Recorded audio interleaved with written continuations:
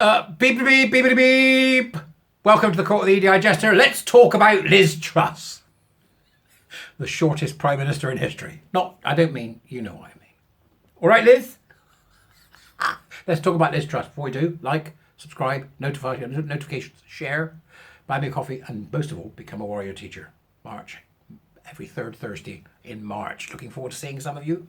Fantastic. Now, here we go. So I've got a message here. A message? I've got a message. I've got an article from the Torygraph, which is Civil Service full of trans activists sabotage my leadership, claims Liz Truss.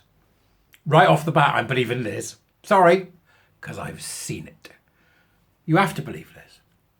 Why? How else have they pushed these cobblers? Oh, it's a very good point. Yeah, it is, isn't it? Former PM appears at a Conservative conference in Washington and tells Republicans she faced huge establishment backlash.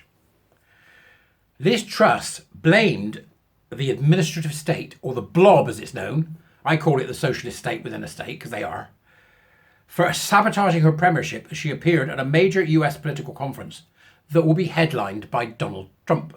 Orange Man! The former Prime Minister said she had faced a huge establishment backlash during her short tenure, particularly from the state itself. I have no doubt that this is true. None. Worked with the civil service for 11 years. I've seen what they can get up to. Some brilliant people in there. There's also some nutters. The blob is the nutters. Right. She singled out the civil service, claiming that trans activists and environmental extremists were filling its ranks. Of course they are. Miss Truss flew to the Washington suburbs to speak alongside Mr. Trump. She didn't speak alongside Mr. Trump. She spoke at the same conference. Nigel Farage and prominent elected Republicans at the Conservative Political Action Conference, or as it's known, CPAC. It's an annual jamboree of grassroots conservatives. An annual jamboree. Who wrote this? Who wrote this? Rosina Sabur. For God's sake, Rosina, jamboree? Who uses that word? Jamboree. I don't know why, but that always reminds me of a song from the 1950s, the word jamboree. Who sang it? I think it might have been Louis Armstrong. Something about roll out the barrel. No, it wasn't roll out the barrel. What was it? Come on, you tell me. Hazy, lazy days of summer? Was that it? Those hazy, lazy, crazy days of summer. Boop, boop. Those days of soda and pretzels and beer. That's it, a jamboree. That's what a jamboree is, isn't it? I don't know. The four-day event featured a host of Trump allies who have rallied against what they term the deep state, career government staffers whom they suspect of attempting to thwart their agenda. Suspect? These people are still in Stonewall. You think she's wrong? Then Steve Bannon's mentioned, because you've got to mention Steve Bannon. He was at the Oxford Dewberry, wasn't he? When they do the Oxford Speak and Meet, or whatever they call it. Was it a debating society? Interesting. Mr. Bannon predicted that a second term for Mr. Trump would herald a war to the knife. Interesting terminology, a war to the knife, with whole swaths of Washington's federal government.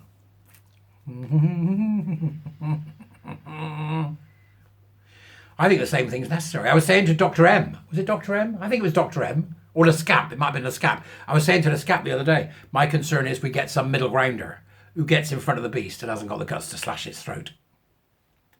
What Bannon's saying is we're going to slash its throat, we're going to gut it, we're going to eviscerate the CSJs from government. However, the Conservative firebrand said the ex-president's allies were better prepared this time around and already had identified 3,000 potential political appointees who would be ready to step into government roles immediately. Now, this is what needs to be done, you see. Now, we're behind America on this one because we're going to get a Labour government and then you're going to see the country fall to pieces. Culturally. I'm talking culturally. Economically, I don't know what's going to happen. But culturally, I'm going to see it fall to pieces. To rancor. Fall to much more rancor than now because they are so divisive. Don't know what a woman is. And that Wibbler Starmer, I don't know what he's even playing at. Right, so they've got them ready. They've got 3,000 ready to go, right, here we go. Day one, get in, fire the ones we need to fire. That's what we need to do here. So over the next 4 years, as we watch Labour destroy the country, or 8 years if it ends up being even worse than we thought and people don't see it, then what the Tories need to be doing is they need to be looking at the major positions, getting people ready, and then on day one when they win the election, right, this lot go, this lot are in. And then Then we gut the civil service of its wokery and its critical social justice. Nonsense. Miss Truss picked up on the theme in her remarks on Wednesday night, arguing that in Britain, quangos run everything.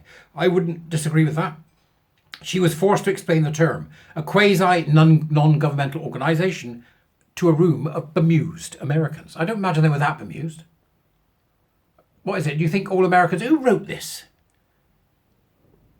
Rosina Sabur, deputy editor in Maryland. Right, okay. You don't think Americans can understand what a NGO is or a quango? Truss said, in America you call it the administrative state or the deep state. Well, we have more than 500 of these quangos in Britain and they run everything.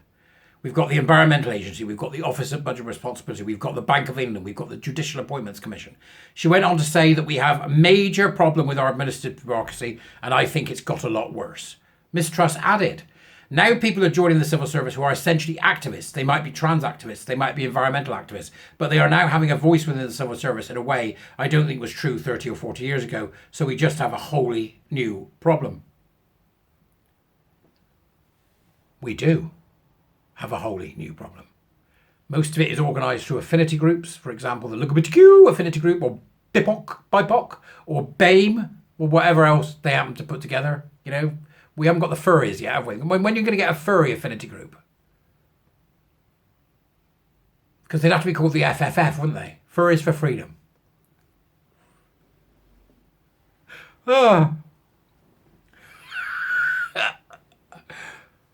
Furry Association for Real Transformation. Furry Association for Real Transformation. Fart.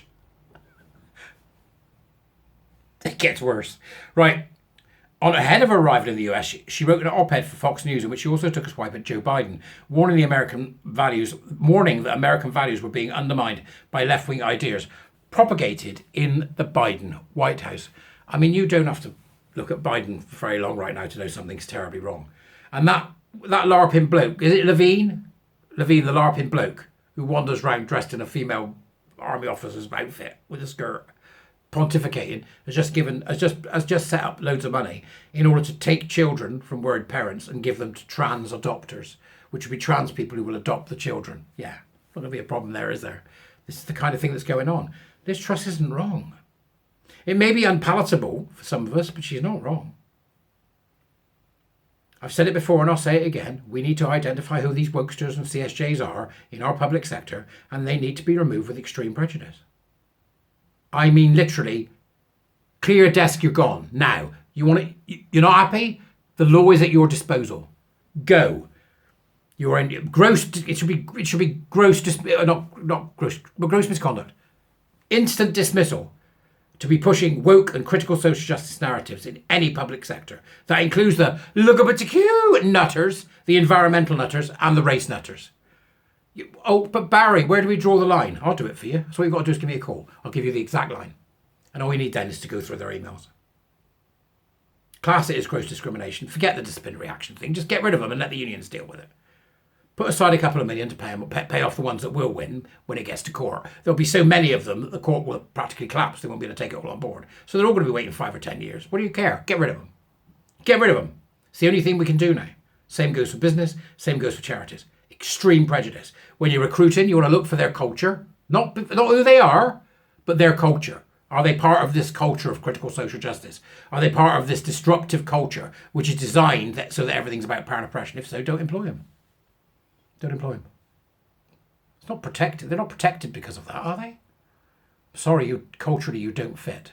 That's still something you can do. Otherwise, we're in a situation where businesses have to allow activists into their business who will destroy their business. That can't possibly be real. Can it?